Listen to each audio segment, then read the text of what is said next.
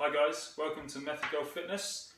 Today I'm going to talk you through something I've been working on in my swing. Hopefully it will help you guys out too. It's something that's quite a common problem and can lead to some really improved movements in your golf swing. I'm talking about the movement of your right arm, specifically in the backswing and the start of the downswing, and getting the right angle of your elbow and your shoulder.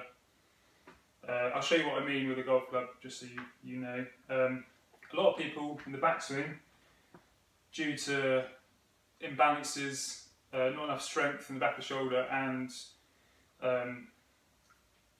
not enough flexibility, the right elbow will kind of go behind your body like that, being quite a flat swing, not a good position for your elbow, stuck behind your body. A good position for the elbow is in front of your body still and rotating down towards the ground. See, this elbow is actually pointing down as opposed to behind me. Getting that elbow, that forearm, elbow, shoulder, making a triangle pointing down. That gives you a really good position to start your downswing, moving that elbow forwards in front of your right hip. So you're never stuck behind and you're always in a good position. Use your body to turn through impact. So that's the problem that a lot of people have, and I've got 5 exercises. 3 of them are strengthening exercises to strengthen the shoulder to allow you to hold that position in your golf swing, and 2 stretches. The first exercise, the strengthening exercise, I'm going to show you on a barbell. It's an overhead press. You can use dumbbells, but I prefer the barbell just because you can usually go a bit heavier and I feel it's safer on my shoulders. So that's what I prefer. But I'll jump in there now and show you quickly. Tuck my shirt in so I don't show you my belly. So you want to set up with a shoulder width grip on the barbell, and you want to get your elbows under the bar nicely, resting the bar on your shoulders, and then you can lift it off the rack. This goes the same with dumbbells. Your elbows are probably more under the bar, under the dumbbell, but with the barbell you want to kind of have them just in front of the barbell. If you can see the angle there, they're not behind the barbell, they're just in front of it, and that's going to give us a good position to press from. So with the barbell, obviously you don't want to hit yourself in the chin, so this is the first movement of the press, is actually moving your head out of the way and tilting backwards slightly. Don't get confused, that doesn't mean you can lean right back, because that's just going to injure you. You're going to injure yourself. So you just move your chin out of the way so you can press the bar up in a nice straight line. I'll show you how that looks now. So you see I just moved my head to clear out the way so I can press in a nice straight line. You'll almost feel like you're pushing behind you at the top. Your head will stick back through between your arms and you feel like you've actually pushed behind, but you should be in balance at the top. And then as you lower it down, you want to make sure your elbows drop this side of the bar, never that side, in a nice safe position. Now this is a really good exercise because it strengthens the whole shoulder, every deltoid. You've got 3, you've got the front, the rear and the side deltoid. Strengthens all of those. It also incorporates your rotator cuff in that movement all in one go, so everything's strengthened working together, which is a great way to do it. You don't want to imbalance yourself too much. So that one's a great, I usually go fairly heavy on that, and around about 5 to 6 reps for anywhere from 3 to 6 sets.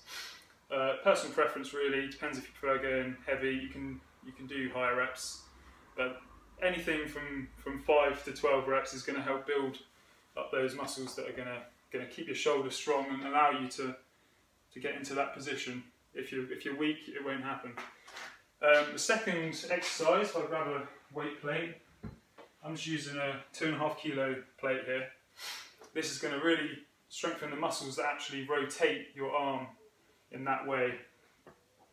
So you want to start with your elbow and your shoulder in a line, nice and level, and your forearm holding the weight also on the same level. You see it's all on one plane there.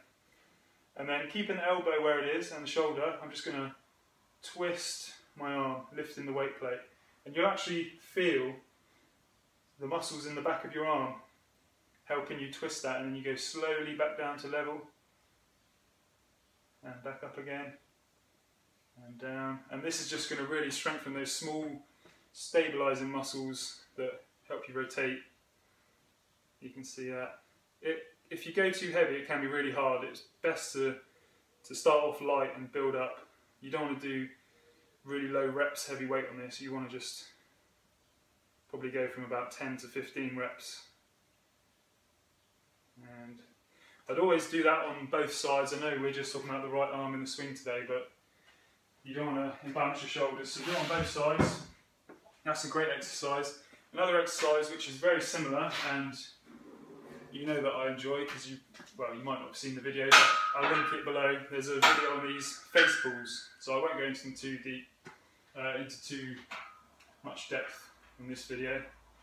Basically, you get a band, one of these red resistance bands. I'll put a link below to where I get these from. I would highly recommend them. They're great for golf fitness. But you hold it level with your shoulders, attached to something, and you basically pull it to your face. It does what it says on the tin, face pull. Like I say, I'll link that video below so you can watch that, get the full technique there. So those are the 3 strengthening exercises. The next 2 are flexibility. Again, using the resistance band, so another good reason to get one. This is going to be some backswings that I make using this band to hold my elbow in place. I get a really good feel for what I'm trying to achieve in the backswing. I'll do it side on for you first of all. So I'll just loop this under my foot, my front foot. So I'm a right-handed golfer, so my left foot.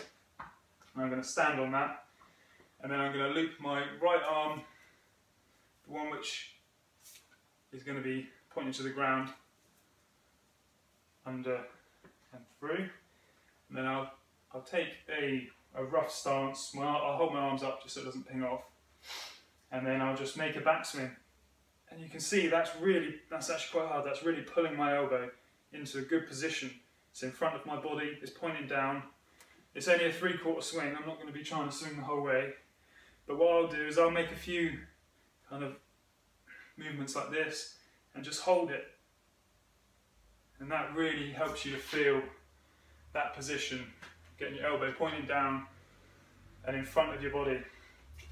That is a great way to ingrain that feeling, and it also stretches the muscles that impede you getting into that good position. Now, the last one is just a static stretch, which some of you might have done before if you've ever tried to stretch your shoulders. I'll just move this out of the way. Now, it's a very simple stretch. What I'm going to do is put my hand on a flat surface. I'm doing it on the edge of this the squat rack, but if you do it on a door frame with the door open so you've got room to move through, if you start with your elbow and your shoulder level and your arm flat, your forearm flat on the whatever you're stretching against, and your body up nice and straight, and then you slowly lean forwards, keeping your shoulder in the same position. Don't flop forwards like this, because that's going to stretch your shoulders, your chest, sorry. You don't want to do that. You want to stretch the small muscles that are impeding you from getting in that good position. So we're just going to lean forward, keeping our shoulder in the same position, and then I'll just hold that, usually for a count of 10, and then I might relax and then go back into the stretch. And you can go further and further each time, but just always make sure you keep your shoulder and your elbow aligned, not forwards, not backwards. So yeah, that's the static stretch. Some people prefer to do the stretching before the strength training. I prefer to do it on a separate day, to be honest, just to make sure that I'm not going to injure myself by stretching too far before I lift. So personal preference with that, but that's just what I prefer. So those are what I'm working on at the moment to get that good position in the backswing.